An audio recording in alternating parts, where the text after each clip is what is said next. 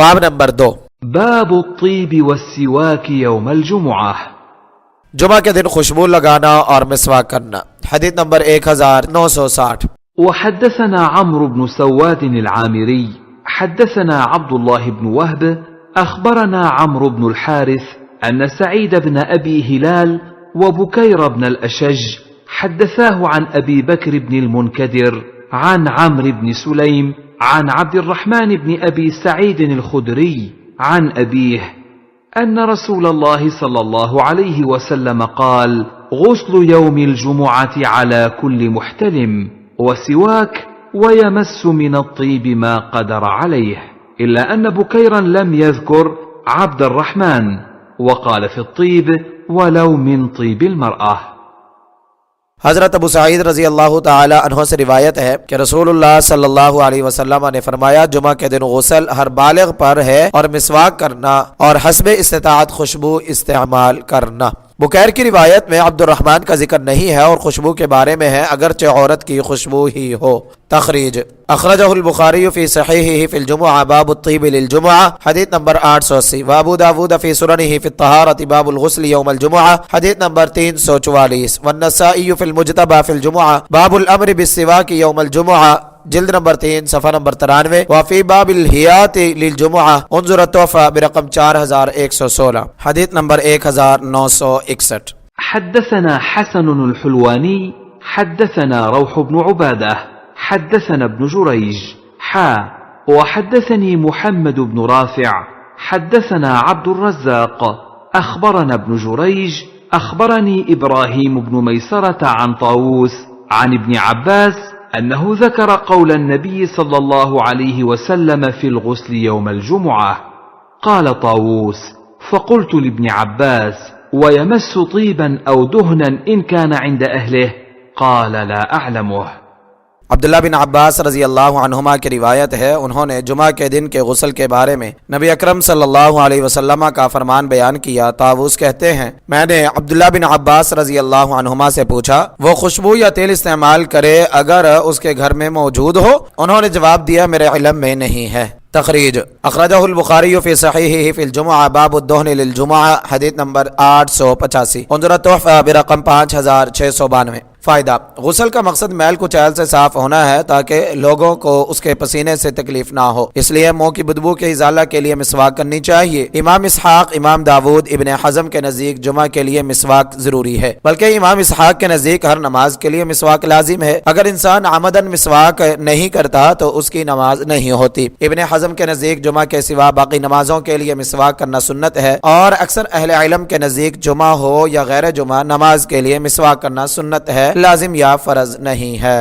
حدیث نمبر 1962. وحدثناه إسحاق بن إبراهيم أخبرنا محمد بن بكر وحدثنا هارون بن عبد الله حدثنا الضحاك بن مخلد كلاهما عن ابن جريج بهذا الإسناد.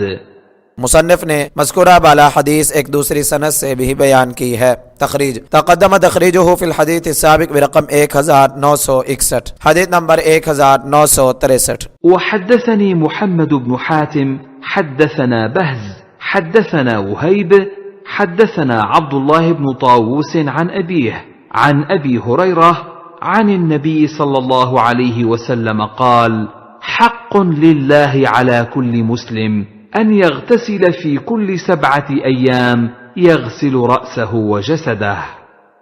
حضرت ابو ہریرہ رضی اللہ عنہ بیان کرتے ہیں کہ نبی اکرم صلی اللہ علیہ وسلم نے فرمایا، اللہ تعالیٰ کا ہر مسلمان پر حق ہے کہ وہ ہر ہفتہ میں ایک بار نہائے، اپنے سر اور اپنے جسم کو دھوئے. تخریج: اخرجہ البخاری فی صحیحہ فی الجمعہ باب هل علی من لم یشہد الجمعہ غسل من النساء والصبیان وغیرہم حدیث نمبر 896، وفی احادیث الانبیاء باب حدیث نمبر 3486، والنسائی فی المجتبی فی الجمعہ باب ایجاب الجمعہ جلد نمبر 3 صفحہ نمبر 87، انظر التحفہ برقم 13522 13683 حدیث نمبر 1964. وحدثنا قتيبة بن سعيد عن مالك بن أنس فيما قرئ عليه عن سمي مولى أبي بكر عن أبي صالح السمان عن أبي هريرة أن رسول الله صلى الله عليه وسلم قال: من اغتسل يوم الجمعة غسل الجنابة ثم راح فكأنما قرب بدنه،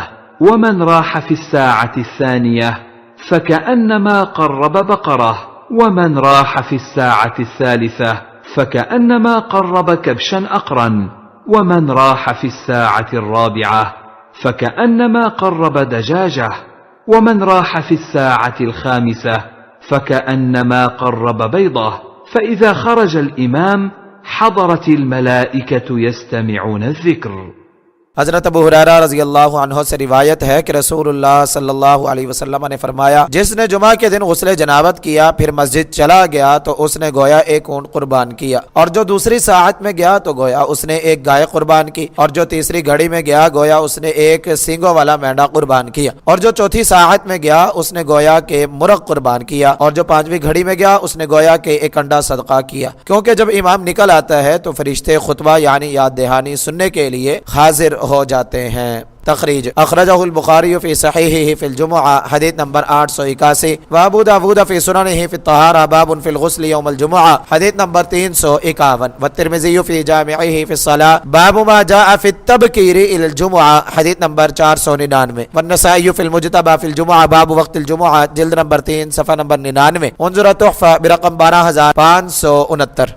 فوائد: نمبر 1، جس نے جمعہ کے دن غسل جنابت کیا سے مراد اکثر علماء کے نزدیک یہ ہے کہ غسل جنابت کی طرح پورے اہتمام سے اچھی طرح غسل کیا جائے، لیکن بعض تابعین کے نزدیک اس سے مراد تعلقات کے بعد غسل کرنا مراد ہے۔ امام احمد کا ایک قول یہی ہے اور امام قرطبی نے بھی اس کو ترجیح دی ہے۔ نمبر 2، الساعۃ الاولی سے مراد نماز فجر یا طلوع شمس کے بعد کی ساعات ہیں کہ امام کے خطبہ جمعہ کے لیے آنے تک کے وقت کو فجر سے شروع کر کے 5 حصوں میں تقسیم کیا جائے گا۔ پہلے حصہ میں آنے والے اس قدر ثواب حاصل کریں گے گویا کہ انہوں نے اونٹ قربان کیا ہے، اس طرح دوسرے حصہ میں آنے والے بقرہ کے صدقہ کا ثواب پائیں گے، اور ساعات کے ابتدا اور انتہا اس طرح درمیان کے اعتبار سے یہ جانور بھی قدر و قامت اور چھوٹے بڑے ہونے میں منقسم ہوں گے، یعنی جو پہلی ساعت کے آغاز میں آئے گا اس کا اونٹ قدر و قامت اور قیمت میں زیادہ ہوگا، اور اس ساعت کے آخر میں آنے والے کا اونٹ قدر و قامت اور قیمت میں کم ہوگا۔ جمہور علماء کا یہی موقف ہے، لیکن امام مالک کے نزدیک یہ 5 ساعات سورج ڈھلنے سے لے کر امام کی آمد تک شمار ہوں گی۔ متاخرین میں سے امام ابو الحسن سندھی اور امام محمد حیات سندھی نے اسی موقف کو اختیار کیا ہے، لیکن دلائل کی روح سے جمہور کا موقف مضبوط ہے۔ نمبر 3، امام کی آمد کے بعد فضیلت والا ثواب ختم ہو جاتا ہے، صرف جمعے کا ثواب حسب آمد ملتا ہے، کیونکہ خطیب کی آمد پر زائد ثواب کا رجسٹر بند ہو جاتا ہے اور اس کے حامل فرشتے خطبہ کے سننے میں مشغول ہو جاتے ہیں۔